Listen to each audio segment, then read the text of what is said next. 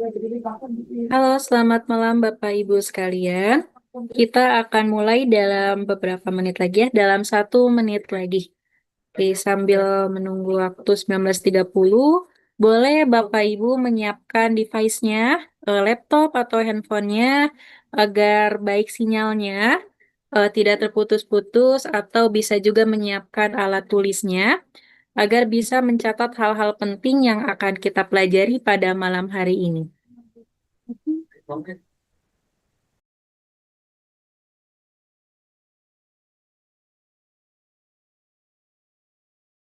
Baik, acara akan saya mulai ya Bapak Ibu. Assalamualaikum warahmatullahi wabarakatuh. Selamat malam, salam sejahtera untuk kita semua. Salam Om Swastiastu, Namo Buddhaya, salam kebajikan Rahayu. Yang terhormat Ibu Rafrianika SAP MAP selaku narasumber, serta yang terhormat Bapak Ibu peserta webinar nasional pada malam hari ini yang berbahagia.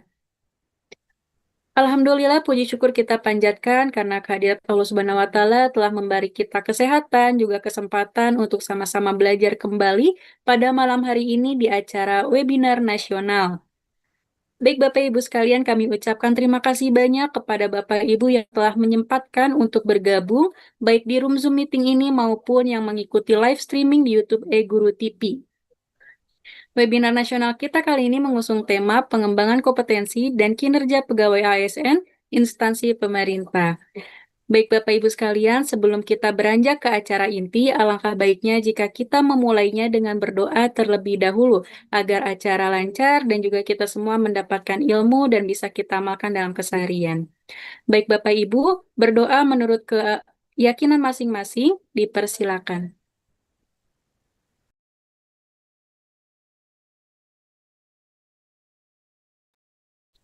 Amin. Baik Bapak Ibu, berdoa dicukupkan. Bapak Ibu sekalian, izinkan memperkenalkan diri, saya Tiffany selaku moderator yang akan memandu acara pada malam hari ini. Senang rasanya saya bisa membersamai Bapak Ibu guru nasional kita yang masih terus belajar, yang masih terus semangat untuk menimba ilmu bersama-sama dengan Guru ID. Baik Bapak Ibu, pada malam hari ini merupakan malam ketiga dari webinar nasional kita, dan kita akan melanjutkan pembahasan juga belajar bersama tentunya dengan narasumber kita yang luar biasa, yaitu Ibu Raffianika SAP MAP, atau kita panggil sebagai Ibu Ika. Baik Bapak Ibu sekalian, Alhamdulillah Ibu Ika sudah berada di tengah-tengah kita di room Zoom meeting ini. Mari kita semua menyambut Ibu Rafrianika. Halo, selamat malam Ibu Ika. Ya, selamat malam, Mbak. Apa kabar Ibu? Ya, Alhamdulillah baik, Pak Tiffany. Terima kasih. Baik, Alhamdulillah. Nah, Ibu pada malam hari ini kan merupakan malam ketiga nih Bu. Boleh gak di-spill apa saja nih malam ini yang akan kita pelajari bersama-sama? Ya, baik. Untuk memulai acara ini, mari kita baca Bismillah. Tadi sudah berdoa masing-masing ya. Eh, nah, jadi ini share screen ya. Semuanya ada di link yang sudah saya bagikan, kalau nggak salah kemarin ke panitianya 2 hari yang lalu. Jadi ini ada lengkap di materi folder materi 3 ya. Langsung dimulai saja ya Mbak Tiffany. Oke, baik silakan Ibu. Boleh waktu pemaparan 60 menit kepada Ibu Ika, dipersilakan. Baik. Eh, Teman-teman, kemarin kita sudah membahas terkait tentang bagaimana pengisian RHK atau rencana hasil kerja dan bagaimana eh, apa cara menuangkan apa indikator-indikatornya dan apa saja yang harus di dievaluasi untuk kinerja kita. Nah, sekarang teman-teman ada pemenuhan pencapaian kinerja personal kita dan organisasi ya. Jadi ruang lingkupnya ini adalah pertama, dulu ada Permenpan 68 2021 tentang penilaian kinerja PNS. Tapi di 2022 itu keluar Permenpan 6 2022 ya, karena ASN dan P3 dijadikan P3K jadi berubah ya. Ini portfolionya juga berubah. Tadinya orientasi pelayanan, komitmen, inisiatif kerja, kerjasama, kepemimpinan. Sekarang berubah menjadi berakhlak ya. Selanjutnya standar perilaku kerja dulu tuh seperti itu juga. Jadi standarnya 1 sampai 7. Sekarang itu panduannya tetap yang core value ASN. Nah, kalau perencanaan kinerja itu dulu itu tidak ada ekspektasi. Sekarang klarifikasinya ekspektasi. Selanjutnya ada pelaksanaan pemantauan dan pembinaan pegawai ya. Ada feedbacknya juga dan penilaian kinerja pegawai meliputi evaluasi kinerja pegawai dan tindak lanjut hasil kinerjanya. Tindak lanjutnya itu berdasarkan hasil evaluasinya, nanti akan ada sanksi dan penghargaannya. Seperti itu. Nah, poin perubahannya tadi sudah kita apa jelaskan ya. Nah, kemarin sudah kita bahas aspek format untuk kuantitas dan kualitas itu berbeda-beda ya. Jadi formatnya seperti ini, teman-teman. Nah, jadi perbedaan dulu SKP dengan sekarang itu menggunakan kuadran kinerja. Selanjutnya ada metode cascading ya, cascading atau penurunan penugasan. Jadi penugasan pimpinan kepada bawahannya dalam ada panduan dalam menyusun kinerja. Yang ketiga, tanpa ada persyaratan pembobotan tertentu pada kinerja. Nah, untuk jabatan fungsional, kinerja jabatan fungsional itu masih dikaitkan dengan butir kegiatan. Kalau dulu SKP, sekarang untuk jabatan fungsional tidak lagi dikaitkan dengan butir kegiatan dan angka kredit.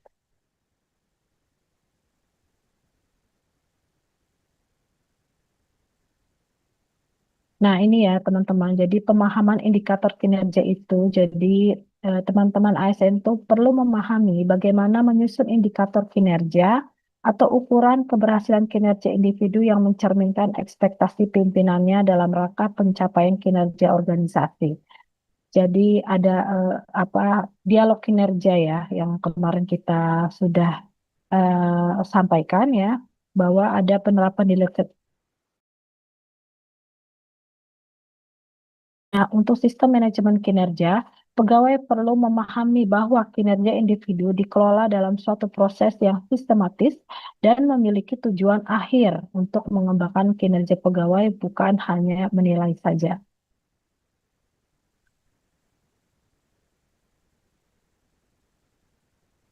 Nah, ini prinsip pengelolaannya ya, kinerja itu.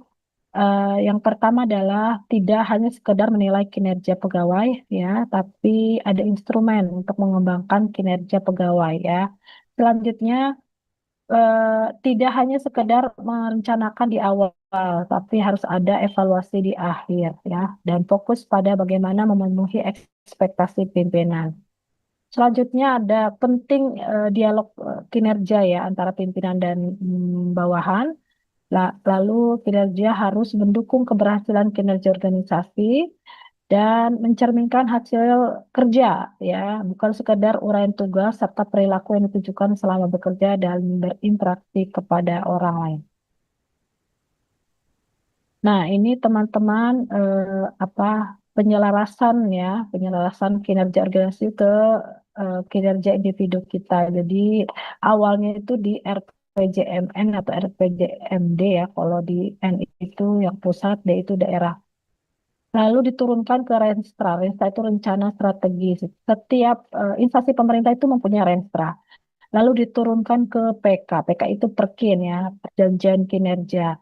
Itu perjanjian kinerja itu ada di unit eselon 1 sampai eselon 1 2 ya, PK itu.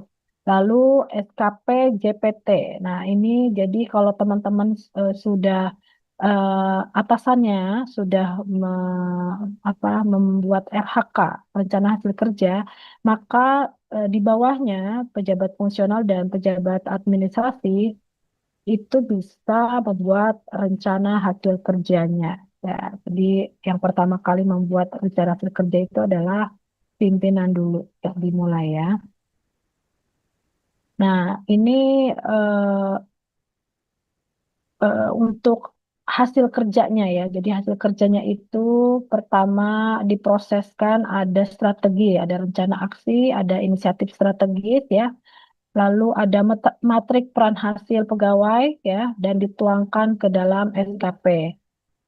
Selanjutnya eh, dialog kinerja. Nah, ini ada cascading ya. Jadi contoh nih ya untuk kepala dinas kebersihan misalnya ada indeks kebersihan kota A. Nah, jadi ketua tim itu dan ketua tim 1 dan 2 itu berbeda-beda wilayahnya. Kalau ketua tim 1 itu dia wilayah di kecamatan 1 dan 2. Kalau ketua tim 2 itu wilayahnya kecamatan 3 dan 4. Misalnya itu dibagi oleh kepala dinas ya. Jadi eh, matrik peran hasil dibagi. Jadi biar adil seperti itu. Nah, itu dikaskadingkan, diturunkan ya. Ini juga seperti itu. Jadi kepala dinas itu menurunkan apa namanya penugasannya oleh ketua tim 1 dan 2. Ini seperti ini ya, bahasa-bahasa rencana aksinya.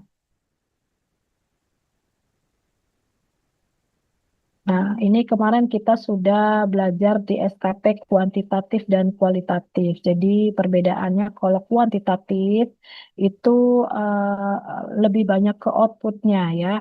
Tapi kalau kualitatif, sorry, ini kuantitatif itu banyak output, sorry. Jadi ada aspek kuantitas, kualitas, waktu dan biaya. Nah, kalau kualitatif itu tidak berkaitan dengan output, tapi bagaimana dampak atau ukuran keberhasilan, ya, atau outcome-nya seperti itu.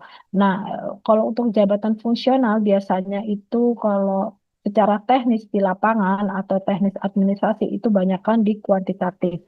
Kalau di kualitatif itu ada analis kebijakan, ya, seperti itu banyakkan. Nah, penetapan predikat kinerja organisasi periodik. Jadi ada istimewa, ada baik, cukup, kurang, sangat kurang. Jadi pernah saya sampaikan di sesi sebelumnya. Jadi Menpan RB se 2 minggu yang lalu pernah melakukan suatu uji publik kepada beberapa instansi pemerintah apakah Permen 46 2022 masih layak diterapkan atau memang harus direvisi. Dan ternyata hasil kesimpulan yang saya mendapatkan dari teman saya waktu itu katanya tidak ada lagi nanti SKP itu berdasarkan ekspektasi. Jadi ada penilaian 360 derajat artinya semua penilaian bisa menilai pegawai tersebut bukan hanya pimpinan seperti itu. Itu ininya ya hasil sementaranya.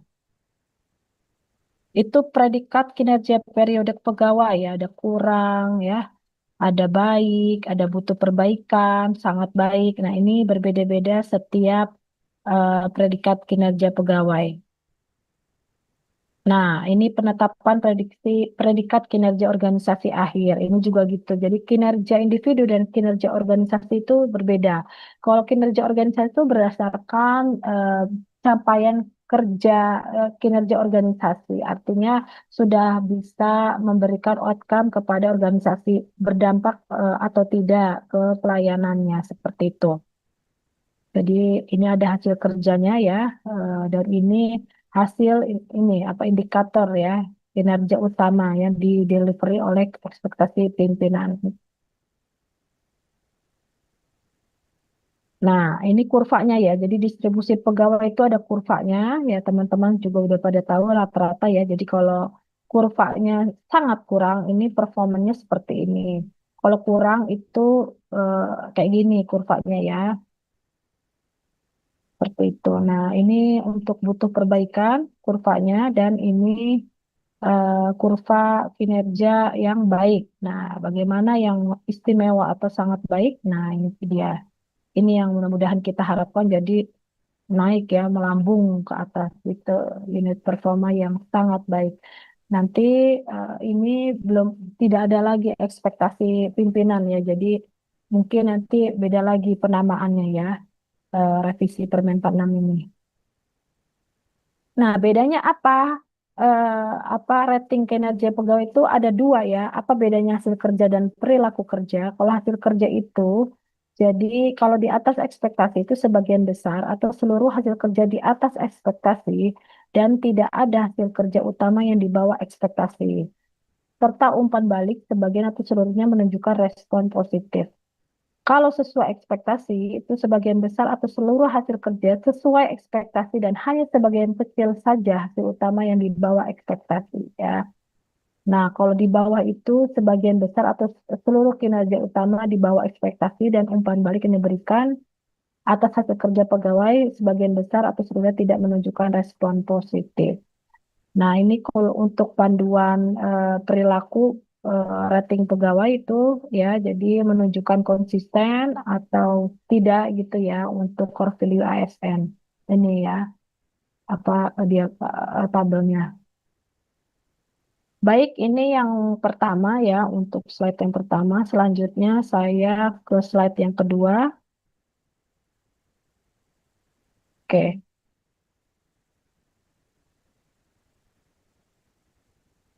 Nah, ini kemarin sudah ada dasar hukumnya tetap di Undang-Undang 20, PP 11, PP 49 2018, PP 30 2016, Permen 46, lalu SE 3 2003 dan SEBKN 1 tahun 2022 ya.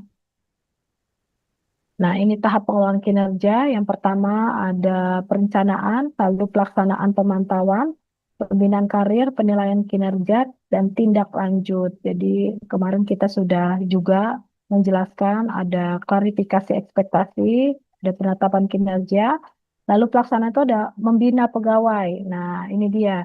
Jadi kadang-kadang teman-teman itu banyak yang bingung gitu ya. Gimana sih cara mengisi apa bukti kerja, bukti dukung kerja itu seperti apa? Kadang-kadang kan itu tidak nyambung dengan RHK yang kita ketik ya. Jadi itu harus ada konsultasi di bagian tim penilai kinerjanya sehingga ada pendokumentasian kinerja dan pemberian umpan balik berkelanjutan. Selanjutnya ada penilaian kinerja ya, yang tadi evaluasi kinerja ada predikatnya dan tindak lanjutnya. Jika misalnya evaluasi kinerjanya baik, maka diberikan penghargaan, kalau tidak baik diberikan sanksi. Nah, ini perencanaan strategis ya. Jadi rencana kinerja itu rencana strategis. Nah, ini perjanjian kerja di unit kerja, ada ortakernya, ada rencana kerja atasan RKH pimpinan ya. Lalu ada kompetensi keahlian atau keterampilan pegawai dan prioritas kinerja organisasi. Nah, penetapan dan klarifikasi ekspektasi, rencana hasil pegawai itu beserta ukuran keberhasilan atau indikator kinerja individu dan target. Jadi seperti itu ya. Perilaku kerja ASN ya, udah tadi ya. Jadi core value berakhlak, pertama berorientasi pelayanan, jadi memahami kebutuhan masyarakat, ramah, cekatan ya, melakukan perbaikan tiada henti, lalu akuntabel ya, jujur, tanggung jawab, cermat, disiplin. Nah, menggunakan BMN, barang milik negara dengan tanggung jawab, tidak menyalahgunakan wewenang jabatannya. Kalau kompeten itu meningkatkan kompetensi diri, membantu orang lain, dan melaksanakan tugas yang berkualitas baik. Selanjutnya, harmonis itu menghargai setiap orang dari berbagai latar belakang, suka menolong orang lain dan membangun lingkungan yang kondusif. Selanjutnya, loyal, memegang teguh ideologi Pancasila ya, menjaga nama baik sesama ASN dan menjaga rahasia jabatan. Selanjutnya, adaptif, cepat menyesuaikan diri ya, adaptasi dan berinovasi serta bertindak proaktif. Selanjutnya ada kolaborasi ya, bisa kerjasama ya menghasilkan nilai tambah dan menggerakkan pemanfaatan berbagai sumber daya untuk tujuan bersama. Pelaksanaan pemantauan pembinaan dan kinerja pegawai. Yang pertama adalah pendokumentasian kinerja bisa harian, mingguan, bulanan, triwulan, semesteran, dan tahunan. Jadi pimpinan itu dan rekan kerja memberikan umpan balik bagaimana menunjukkan kemajuan kinerja dan ada penugasan baru. Pimpinan itu harus membina kinerja pegawai, baik pimpinan kerja maupun konseling kinerja. Nah, ini penilaian kinerja kemarin kita juga sampaikan ada bulanan, ada triwulan, ada semesteran, ada tahunan ya. Jadi berbeda-beda setiap instansi. evaluasi kinerja. Nah, definisinya bagaimana? Jadi pejabat penilai kinerja itu mereview seluruh hasil kerja dan perilaku kerja selama waktu tertentu dan menetapkan predikat kinerja pegawai berdasarkan kuadran kinerja pegawai. Nah, pegawai mendapatkan penugasan oleh pimpinan yang bukan merupakan pejabat penilai kerja. Pimpinan itu memberikan umpan balik atas penugasan pegawai kepada pejabat penilai kerja sebagai bahan pertimbangan evaluasi kinerja. Nah, bagaimana kalau pegawai yang mendapat penugasan sebagai PLT? Nah, ini banyak pertanyaan. Jadi kalau PLT itu tetap dinilai, dievaluasi ya. Jadi hasil evaluasi kinerja pegawai itu bersifat final bagi JPT utama. JPT utama itu eselon 1 itu dievaluasi oleh menteri. Kalau di kementerian, kalau di Pemda itu gubernur ya. Lalu JPT Bandi itu eselon 2 setingkat direktur direktur kalau di kementerian atau deputi asisten deputi untuk di badan atau di lembaga atau Pemda itu apa ya? Sekda ya. Hmm. Lalu JPT Madya atau Pratama ya itu eselon 2B ya biasanya. Pimpinan unit kerja mandiri pada instansi pusat yang evaluasi dilakukan oleh menteri yang mengkoordinasikan dan pimpinan unit kerja mandiri pada instansi daerah yang evaluasi dilakukan oleh kepala daerah. Nah, tahapan evaluasi itu yaitu istimewa, baik, bentuk perbaikan, kurang, dan sangat kurang. Nah, ini tindak lanjutnya ya kalau misalnya keberatan, jadi pegawai bisa eh, klik keberatan ya. Jadi biar nanti atasan pejabat penilai kinerja itu bisa melihat kenapa pegawai tersebut keberatan itu harus ada penjelasan ya. Biasanya itu 14 hari. Pemeringkatan kinerja pegawai ya, proses penetapan kinerja pegawai dan penghargaan. Ada prioritas penghargaan serta sanksi kalau ekinnya itu di bawah apa ekspektasi ya. Nah, ini sistem informasi kinerja sudah kita buka kemarin ya di Ekin. Nah, kalau ini ada latihan soal, jadi teman-teman bisa jawab sendiri, ada kunci jawabannya ya. Silakan ini try out sendiri di rumah masing-masing. Kira-kira gitu, Mbak Tiffany. Mungkin saya tidak bisa berlama-lama untuk apa namanya eh, untuk sharing ininya ya, apa PPT-nya karena lebih banyak interaktif kalau kemarin. Jadi nggak bisa lama gitu. Kalau lebih enakan ngobrol gitu kan, tanya jawab gitu kira-kira langsung saja Mbak Tiffany.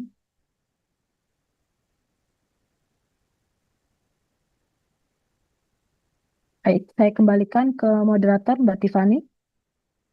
Adakah pertanyaan atau cukup sampai sini dulu gitu? Apa bagaimana? Ada pertanyaan? Baik, boleh. Mm, Silakan Ibu Ika. ya, Bapak Ibu sekalian, boleh silakan untuk jika ada pertanyaan atau yang ingin disampaikan, berdiskusi secara langsung boleh untuk mengaktifkan fitur raise hand-nya. Nanti akan kami bantu untuk unmute.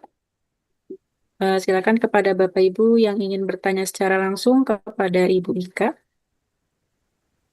Baik, mungkin sambil menunggu yang lain bertanya secara langsung, ya Ibu Ika, di sini di kolom komentar ada pertanyaan dari baik, Bapak Aprianto. Izin membacakan Ibu. baik. Pertanyaannya, apa konsekuensi yang didapatkan baik berupa reward maupun perbaikan jika target organisasi tercapai, namun ada beberapa target personal yang belum terpenuhi? Seperti itu Ibu pertanyaannya. Baik, kalau misalnya itu jatuhnya itu di periodik, artinya kalau SKP-nya periodik misalnya ya, penilaian periodik itu kan ada bulanan, ada semesteran ya, ada triwulan, itu bisa di apa dipenuhi ekspektasinya atau pendukung kinerjanya di triwulan selanjutnya atau SKP selanjutnya. Tapi biasanya gitu ya, para pimpinan itu pasti memanggil ya, artinya ada dialog kinerja setelah evaluasi itu kenapa tidak sesuai dengan target. Itu biasanya yang dipanggil itu bukan hanya pegawai tapi ketua timnya karena pembagian peran materi peran hasil itu ketua tim bisa membagi anggotanya seperti itu. Jadi konsekuensinya adalah bukan harus ada sanksi ya, tidak begitu, tapi eh, apa namanya pasti ada gini loh. Target organisasi itu kan berbeda-beda ya. Ada yang by presentasi, ada yang by kualitatif ya. Apa maksudnya dampaknya kepada masyarakat seperti itu. Ada yang cuman hanya sebagai pengukuran indeks saja gitu kan. Kadang-kadang itu tidak sesuai dengan target seperti itu. Jadi biasanya itu akan ada dialog kinerja, artinya ada evaluasi kinerja tim pejabat penilai kinerja kepada ketua timnya. Apakah memang itu yang pegawai bersangkutan atau memang bukan dia aja gitu loh.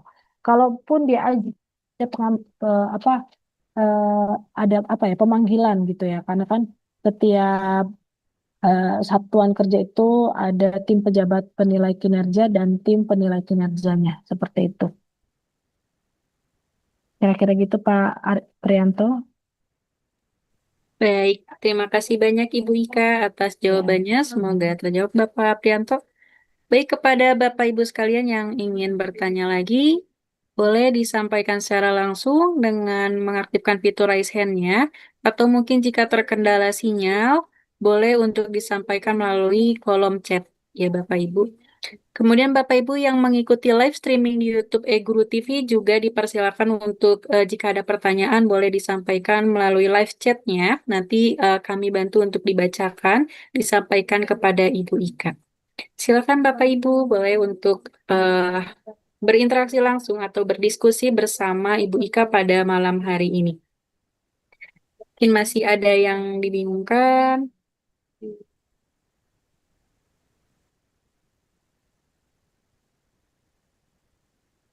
Hari ketiga makin dikit, Mbak. Udah pada ini kayaknya siap-siap pada berkurban libur ya.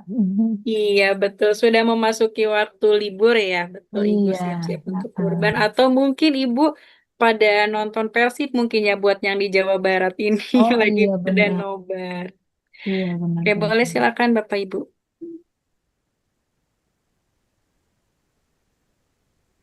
Oke,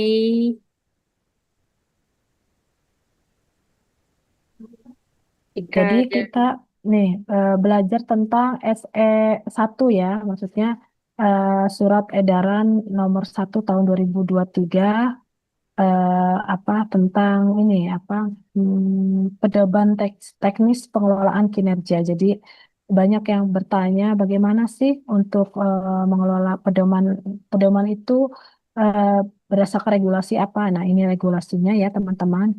Jadi ada SE Kepala BKN tentang pengelolaan kinerja ASN nomor 1 2023. Nah, ini dia pedomannya.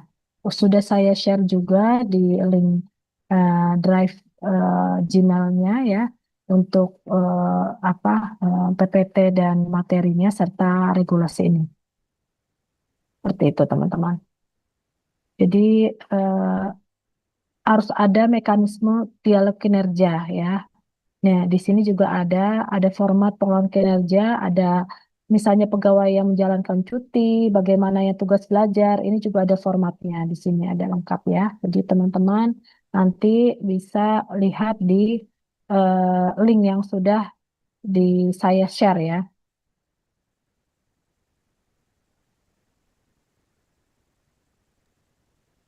Baik, Bapak Ibu. Ada lagi? Jadi Bu Ika sudah men-share juga ya, tinggal di-review lagi, dibaca lagi.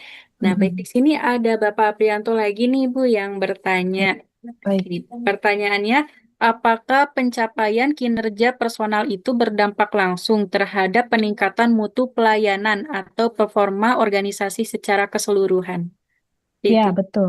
Betul Pak Apri. Jadi eh, kalau kinerja individunya itu tidak baik ya, dan itu banyak mayoritas gitu, itu akan mempengaruhi kinerja organisasinya.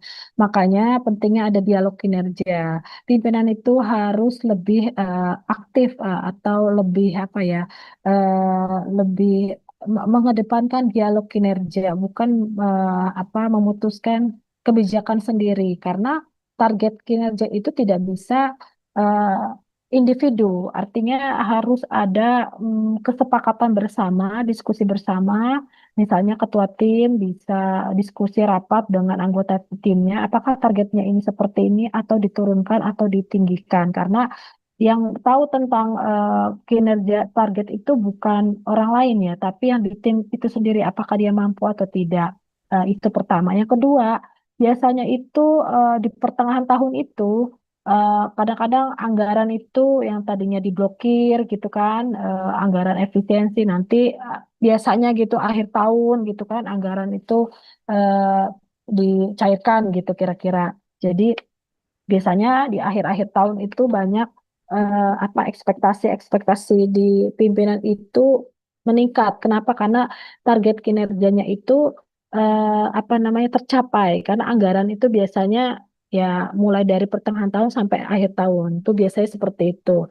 Tapi tadi pertanyaan Pak Aprianto itu apakah ada dampaknya? Ya pasti ada ya. Jadi eh, mutu pelayanan itu atau performa organisasi itu akan berdampak kalau kinerja personal itu rendah seperti itu. Jadi sebaiknya kalau misalnya belum akhir tahun, artinya pimpinan tuh bisa mengevaluasi gitu, bisa memberikan apa ya pengertian atau komunikasi dialog kinerja yang aktif kepada ketua timnya, sehingga dan ketua tim seperti itu juga kepada anggota timnya juga harus interaktif, harus dialog ya kan. Seperti itu. Karena beda ya kalau dulu sama sekarang. Kalau dulu kan SKP itu DP3 itu ya dulu DP3 ya daftar penilaian pekerjaan gitu ya. PNS dulu zaman dulu itu tidak ada banyak dialog kinerja. Jadi itu cuman sebatas apa namanya hitam di atas putih ya kertas gitu ya. Tapi ini kalau SKP itu berdasarkan tentang kinerja kita. Jadi setiap perjanjian kinerja itu harus di-share. Setiap pegawai harus tahu apa perjanjian kinerja pejabatnya, apa yang harus dilakukan rencana targetnya, dan bagaimana setiap evaluasi kinerjanya setiap bulan atau triwulan. Jadi harus transparan, kira-kira gitu. Itu Pak Aprianto. Ini ada lagi nih. Mm-mm. Betul, ada dari Ibu Erni. Ya. Pertanyaannya, selamat malam Ibu Ika. Kita ini kan sebagai pengguna Perkin, ketika mau mengintegrasikan ke kinerja atau SKP, banyak indikator yang tidak sesuai dengan tusi organisasi dan tusi ASN-nya. Bahkan targetnya sangat tidak realistis. Sedangkan Perkin by giving dari Aselon 1 atau 2. Bagaimana menyikapinya Mbak Ika sehingga kita sebagai pelaksana Perkin bisa memberikan output untuk organisasi dan pastinya akan berdampak pada LKJIP-nya. Itu Ya, Ibu. baik. Baik, terima kasih. Nah, itu dia teman-teman. Jadi pasti setiap kebijakan pengelolaan kinerja itu ada kelemahan dan kelebihan. Perbedaannya, kalau kelebihannya, kalau misalnya ya pejabat fungsional dulu itu kita kan untuk menilai hasil kerja kita itu pakai dupak ya. Dupak itu artinya daftar urutan penilaian angka kredit. Nah, itu untuk mendapatkan nilai angka kredit yang banyak gitu. Jadi setiap pejabat fungsional itu harus ya ngeprint sendiri, harus bikin laporan sendiri dan itu harus dinilai oleh instansi pembinanya. Jadi kejauhan untuk penilaian. Nah, bedanya kalau pejabat fungsional itu sekarang sudah tidak perlu lagi ada dupak ya. Semua itu by ekspektasi pimpinan. Itu ada nilai angka kreditnya setiap hasil predikat kinerjanya. Nah, kalau ada pertanyaan dari Mbak Eni tadi, apakah tusinya itu tidak sesuai yang tadi kemarin saya bicarakan bahwa kadang-kadang apa pimpinan itu memberikan tugas tambahan itu lebih banyak ketimbang tugas utamanya seperti itu karena pimpinan itu melihat kemampuan setiap pegawainya itu di mana gitu. Oh, dia mampu, berarti tugas tambahannya itu targetnya mungkin lebih banyak ketimbang tugas utama. Itu nggak apa-apa, nggak masalah gitu. Karena kan itu kan sekarang SKP itu berdasarkan ekspektasi, bukan lagi ada indikatornya kalau apa tugas utama itu lebih tinggi itu nggak gitu juga gitu skornya. Jadi bisa juga tugas tambahannya lebih banyak, bukan lebih banyak, lebih apa ya RH-nya nggak perlu banyak, tapi targetnya itu tinggi dan realisasinya juga bagus, kira-kira gitu, bahkan melebihi ekspektasi. Seperti itu. Tapi kalau tugasnya tidak sesuai, itu sebenarnya harus dievaluasi apakah yang bersangkutan ini ada perpindahan jabatan gitu atau promosi atau mutasi di bagian yang tugas sesuai gitu. Kira-kira gitu ya, Mbak Eni ya. Mm. Selanjutnya, Baik, terima kasih Ibu Ika atas jawabannya. Semoga terjawab Ibu Erni. Selanjutnya di sini ada Bapak Jasman. baik. Baik, Mm. silakan Bapak Jasman untuk unmute. Silakan.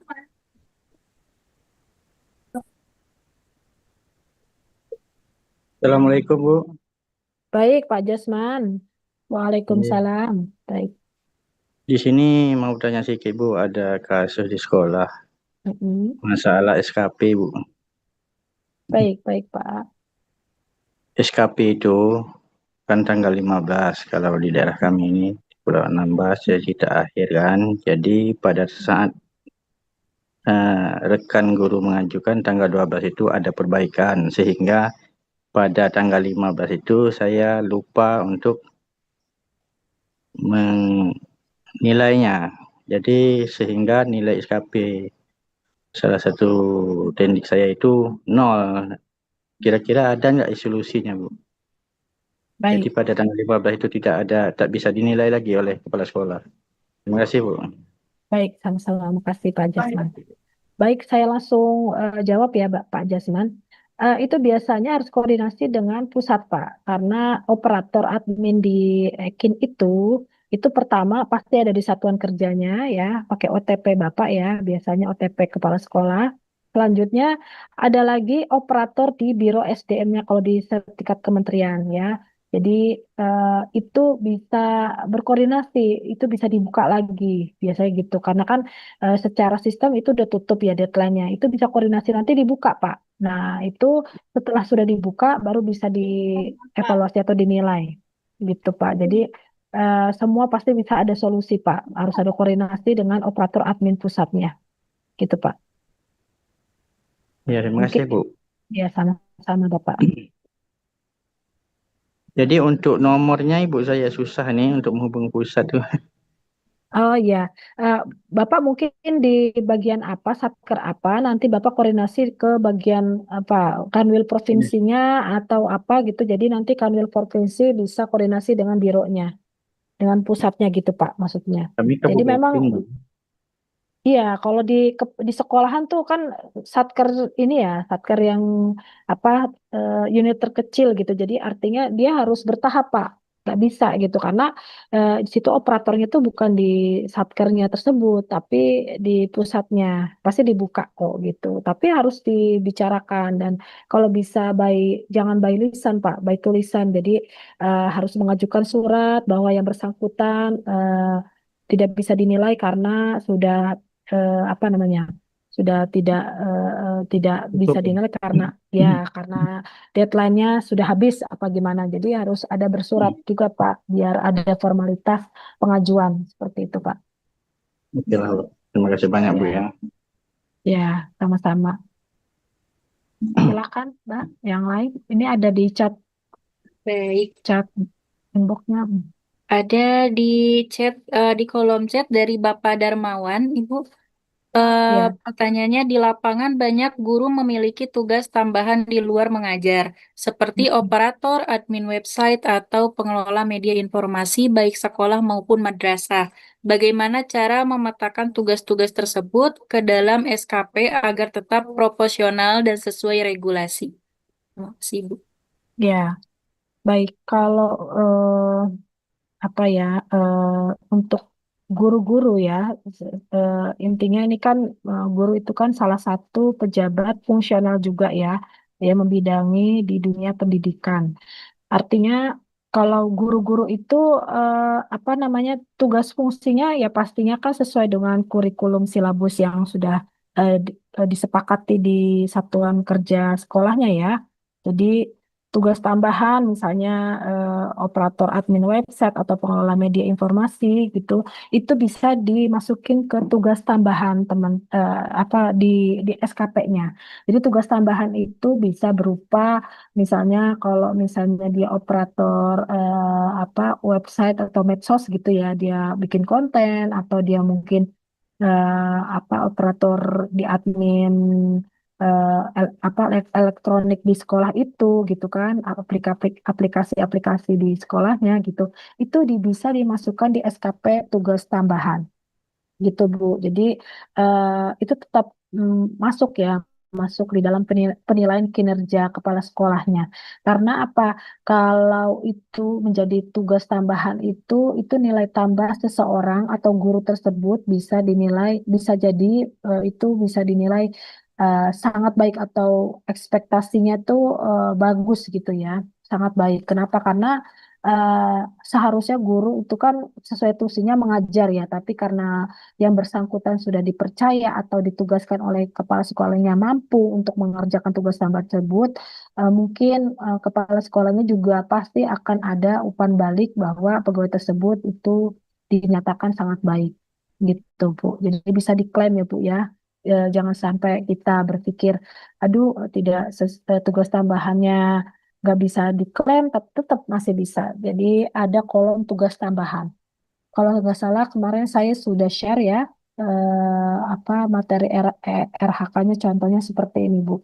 Saya buka share screen-nya sebentar ya. Karena rata-rata guru ya di sini ya. Jadi eh, bentar saya share screen yang kemarin itu. Nah ini contohnya seperti ini Bu. Jadi ada tugas tambahan di kolom ini ya. Nah, bisa terlihat Bapak Ibu? Jadi kan ada kolom tugas utama, ada kolom tugas tambahan. Nah, yang diisi itu di sini, Bu, Pak. Jadi tadi kan pertanyaan yang di inbox itu, Bu, siapa tadi itu? Pak Pak Darmawan ya.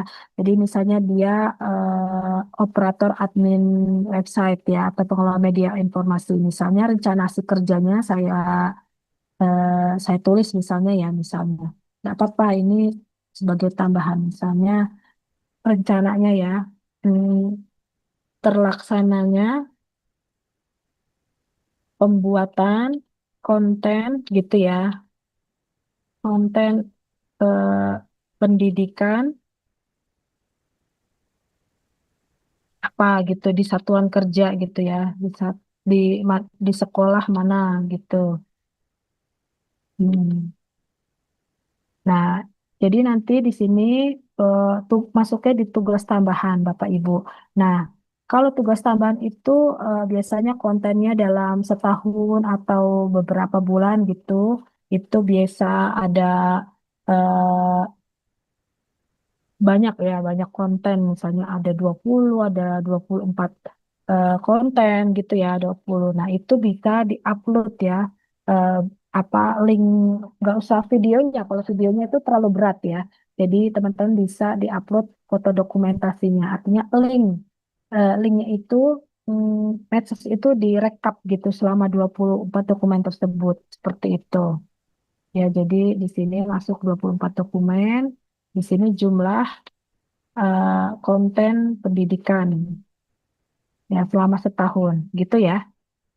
Bisa terlihat ini Bapak Ibu? Kayak gini ya. Ini saya besarin nih, saya zoom. Nah, ini kualitasnya misalnya ini persentase apa pembuatan konten pendidikan misalnya. Persentasenya 80% misalnya. Itu targetnya. Nah, untuk waktunya misalnya targetnya nggak harus setahun. Misalnya dalam 24 dokumen itu targetnya misalnya 3 bulan saja lamanya waktu pembuatan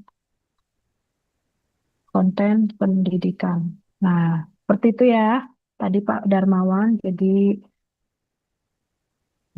nah ini nanti teman-teman tugas tambahan ini misalnya link medsosnya Instagram, TikTok, atau Facebook, atau apa ya, Twitter atau apa, nanti ini dimasukin linknya di sini gitu ya. Jadi direkap nama, kegiatan, konten apa, linknya apa, dipublikasikan tanggalnya berapa, seperti itu. Jadi nanti pimpinan gampang untuk menilai bukti dukung kerja kita. Gitu ya Bapak. Tadi siapa itu, Pak Darmawan ya? Baik, ada lagi di sini? Baik, terima kasih Bu Ika untuk Ya, jawabannya. Semoga terjawab, Bapak Darmawan.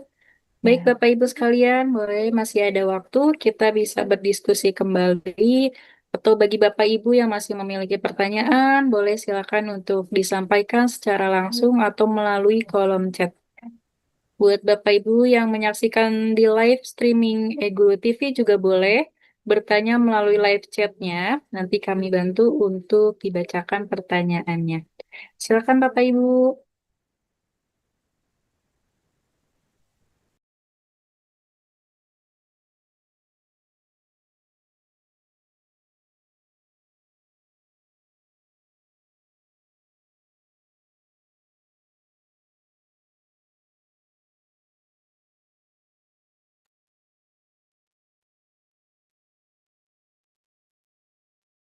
Kayaknya pada ngantuk ya Mbak ya.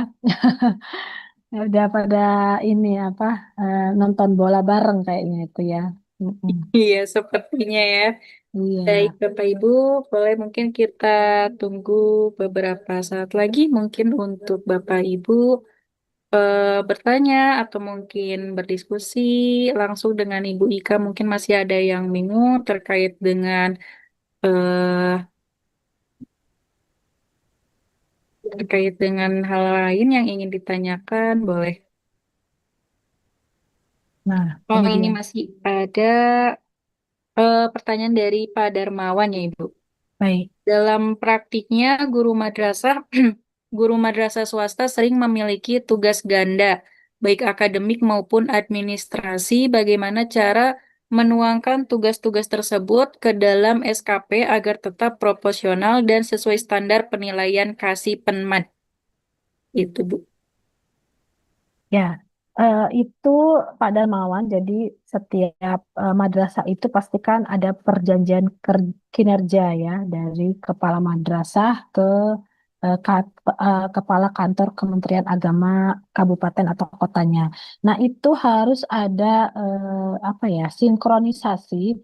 Artinya setiap kepala madrasah itu harus menyampaikan perkin tersebut kepada seluruh pegawai ASN di madrasah tersebut. Jadi eh, ya itulah, guru madrasah swasta itu kan biasanya ada tugas ganda ya. Memang apa ya, itu diberikan kesempatan atau mungkin kepercayaan dari kepala sekolahnya, kepala madrasahnya, untuk guru madrasah itu bisa apa namanya, melakukan tugas tambahan tersebut gitu. Itu nggak masalah ya. Jadi kalau dulu itu pakai dupak itu malah justru masing-masing pejabat fungsional itu lebih fokus kepada tugas fungsinya dia. Tapi kalau sekarang kan kita bisa apa namanya, berkolaborasi dengan yang lain, malah belajar tentang yang lain kayak tadi ya Pak Darmawan. Jadi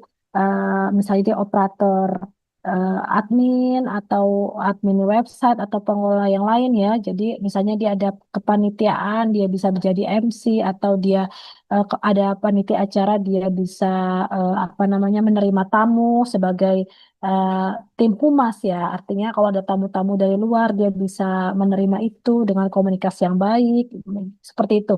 Jadi itu eh, jadi suatu penilaian juga oleh kepala madrasah gitu. Jangan khawatir gitu ya Bapak Ibu, karena perilaku itu diberikan. Jadi begini, perilaku ASN itu ada namanya tuh kolaboratif ya. Di core value berakhlak itu ada namanya kolaboratif. Jadi kalau kita cuma bekerja untuk ngajar aja, Itu biasa itu. Tapi kalau kita bisa berkolaborasi dengan yang lain, teman-teman yang lain ya, baik itu apa operatornya atau kita misalnya ada kepanitiaan acara, itu kan kita banyak apa dialog ya dengan teman-teman yang lainnya. Apalagi nanti ada informasi baru bahwa penilaian kinerja itu bukan hanya pimpinan saja yang menilai, tapi ada penilaian 360 derajat. Jadi teman-temannya, rekan kerja sejawat itu bisa menilai kita juga, gitu Bapak Ibu. Jadi jangan sampai kita putus asa kalau dikasih tugas tambahan, nggak apa-apa. Tapi ya kalau tugas tambahan lebih berat dan kita belum bisa melakukannya banget, ya kita bisa mengundurkan diri, kasih tahu dengan pimpinan baik-baik. Mohon maaf Pak, saya tidak bisa mengerjakan itu karena merasa beban. Coba Bapak cari yang lain atau gimana. Itu boleh, itu namanya dialog kinerja, nggak masalah. Yang penting harus ada komunikasi antara atasan dan bawahan, gitu. Baik, selanjutnya Pak Aprianto ini ya, Mbak Iya, Latifani. betul Ibu. Ada pertanyaan lagi dari dari Bapak Aprianto, maaf. Maaf Ya. Ibu, untuk indikator RH-nya apakah boleh diambil satu saja? Contohnya, kita hanya mengambil kualitas saja, sedangkan untuk kuantitas dan waktu tidak dilampirkan. Mohon penjelasannya Ibu. Oh boleh, itu pilihan ya. Jadi kalau kualitasnya itu bersifat apa namanya outcome-nya saja nggak apa-apa.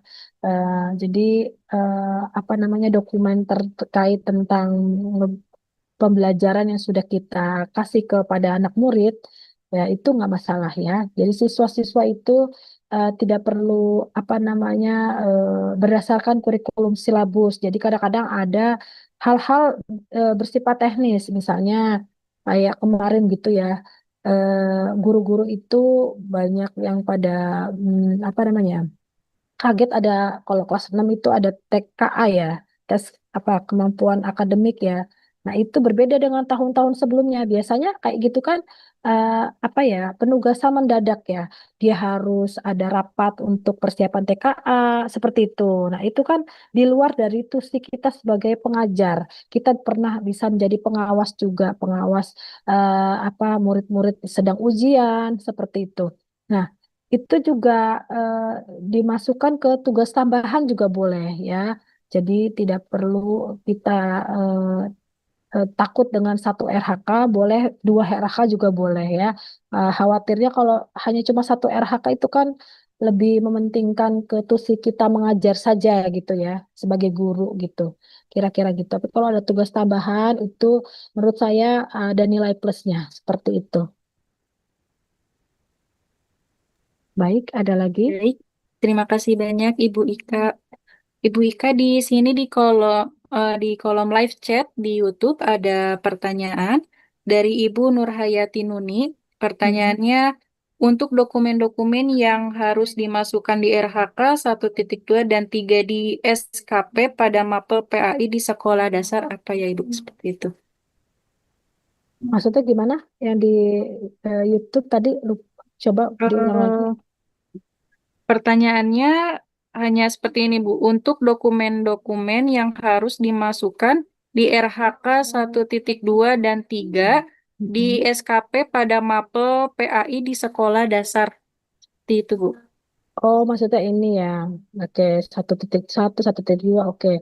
Jadi Iya. misalnya ini rencana hasil kerja terlaksananya gitu. Tananya eh, apa hmm, apa pembelajaran ya, pembelajaran apa kalau guru ya. eh, mata pelajaran apa gitu ya. Apa ya bahasa ininya ya. Saya masalahnya bukan guru ya. Jadi untuk menuangkan rencana hasil kerja mungkin teman-teman ya yang sudah tahu ya di sekolah apa gitu. Nah, aspek kuantitasnya itu adalah misalnya jumlah apa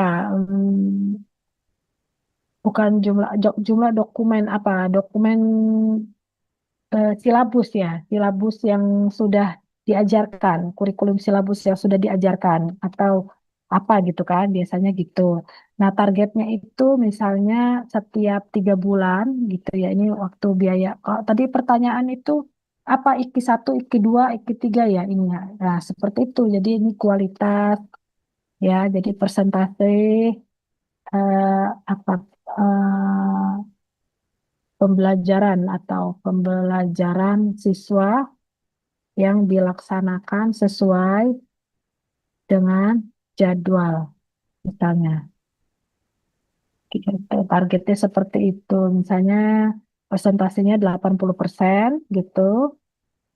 Ini jumlahnya dalam 3 bulan misalnya ada mata pelajaran, ada jadi satu ini ya, satu guru misalnya ada berapa silabus atau 5 gitu. Kira-kira begitulah ya. Ibu bisa mengisi sendiri sesuai dengan kurikulum ininya aja yang sudah disepakati ya untuk pembelajaran kira-kira gitu. Baik, terima kasih Mm-mm. banyak Ibu Ika. Mungkin satu Sama-sama. pertanyaan lagi ya Ibu. Ada Ya, dari Ibu Hasniati di live chat. baik. Pertanyaannya, apakah ada pengaruhnya jika dalam SKP tidak ada RHK untuk tugas tambahan? Gitu. Oh ya baik, nggak apa-apa sih itu pilihan saja. Kalau mau RHK-nya itu cuma satu, itu nggak apa-apa. Kalau RHK-nya tidak ada tugas tambahan, itu pun tak apa-apa. Jadi tergantung di pimpinan. Kalau pimpinan kasih tugas seperti kayak ada SK-nya, SK kepanitiaan atau surat tugas kepanitiaan atau surat tugas apa namanya pengawasan sekolah atau apapun itu bisa dimasukkan tugas tambahan. Tapi kalau dalam setahun tuh nggak ada target itu ya udah nggak usah diisi nggak apa-apa. Jadi kita cuman di RHK di utama ini ya di utama ini karena yang dinilai paling pertama itu di RHK utama dulu baru tambahan. Kira-kira gitu ya Bu ya.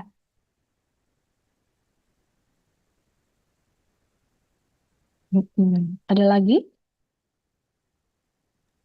Baik, Ibu. Untuk di live chat, belum ada lagi sih, Ibu sudah. Untuk Iya. Bapak Ibu, barangkali ada yang ingin bertanya kembali atau berdiskusi?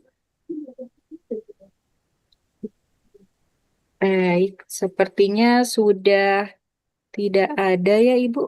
Oh, Iya, Ibu. Alhamdulillah. Udah pada ini kali ya. Udah pada jenuh mungkin ya.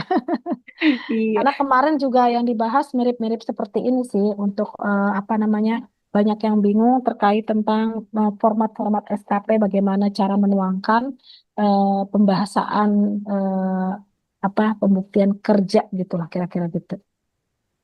Oke, siap. Hmm. Oke, mungkin sebelum kita tutup, kita mungkin boleh mendokumentasikan terlebih dahulu ya Ibu kegiatan Baik, pada malam hari ini. baik, Maka silakan kepada Bapak Ibu boleh mengaktifkan kameranya karena baik. kita akan melakukan sesi dokumentasi bersama. Ya, Kan Bapak Ibu boleh diaktifkan kamera-kameranya jika terkendala sinyal tidak apa-apa. Oke. Baik, saya akan pandu sesi dokumentasi. Eh, boleh ya dihitung dalam 3 hitungan. 1, 2, 3. Oke. Hmm. Beri lagi ya Bapak Ibu. 1, 2, 3. Oke. Baik. Terima kasih Bapak Ibu yang sudah berpartisipasi untuk mengikuti dokumentasi ini. Baik, sebelum ditutup mungkin ada closing statement dari Ibu Ika. Kepada Ibu Ika, dipersilakan. baik. Terima kasih Mbak Tiffany sebagai moderator yang sudah membersamai kita semua pada malam hari ini. Saya mengucapkan terima kasih kepada seluruh peserta webinar nasional dalam tema pengembangan kompetensi dan kinerja pegawai ini. Eh, apa namanya? Semakin hari itu ya mungkin belum ini ya, nggak belum konsisten teman-teman untuk mengikuti ini karena ada kegiatan yang lain, nggak apa-apa. Yang jelas ini kan pasti ada di live streaming YouTube-nya, nanti bisa dilihat ya, jangan lupa dilihat YouTube-nya di Guru Digital ya. Selanjutnya mungkin teman-teman nanti ke depan ya, besok itu kita akan ada refleksi untuk apa namanya evaluasi 3 hari kita ini, apa yang kita sudah mendapatkan materi-materi tentang pengembangan kompetensi dan kinerja pegawai. Terima kasih teman-teman sudah bersama saya pada kesempatan ini. Mohon maaf jika ada kata-kata salah atau tindakan yang tidak sesuai.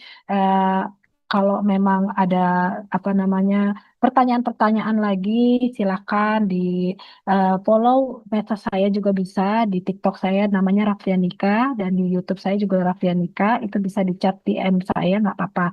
Kapanpun insya Allah saya balas ya. Terima kasih. Sampai ketemu di sesi selanjutnya besok. Jangan lupa ya. Kalau bisa semuanya hadir karena itu sesi terakhir. Nanti kita banyak sharing tanya jawab ya. Karena teman-teman masalah kinerja atau pengembangan kompetensi ini tuh sangat penting ya bagi seluruh ASN. Kenapa? Karena itu mempengaruhi predikat kinerja pegawai dan predikat organisasi kita dan mempengaruhi indeks kualitas profesionalitas kita sebagai ASN. Baik, saya ucapkan terima kasih dan saya kembalikan kepada moderator. Silakan Mbak Tiffany. Terima kasih. Wassalamualaikum warahmatullahi wabarakatuh.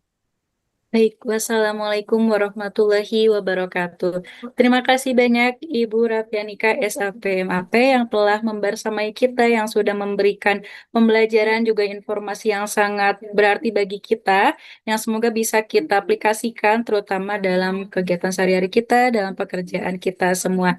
Seperti halnya yang disampaikan oleh Ibu Ika, sampai jumpa di sesi selanjutnya dan jangan lupa untuk tetap konsisten dalam mengikuti kegiatan webinar nasional ini karena tentunya ilmu yang akan kita dapat akan sangat bermanfaat terutama dalam hal teknis untuk meningkatkan kompetensi kita sebagai ASN. Baik, Ibu, sekali lagi saya sampaikan terima kasih banyak Ibu Raffianika, jazakumullah khairan kasiron, dan juga kepada Bapak Ibu peserta webinar nasional pada malam hari ini yang sudah menyempatkan untuk hadir, belajar bersama, dan juga berdiskusi. Terima kasih banyak. Semoga selalu diberikan kesehatan dan tetap semangat untuk mengikuti webinar nasional selanjutnya. Saya mewakili panitia yang bertugas menyampaikan permohonan maaf apabila ada kesalahan atau perbuatan selama acara berlangsung. Akhir kata, wassalamualaikum warahmatullahi wabarakatuh. Selamat malam, salam sejahtera untuk kita semua. Salam Om Swastiastu, Namo Buddhaya, salam kebajikan, Rahayu. Salam Guru Era Digital. Sampai jumpa di pertemuan selanjutnya, Bapak Ibu.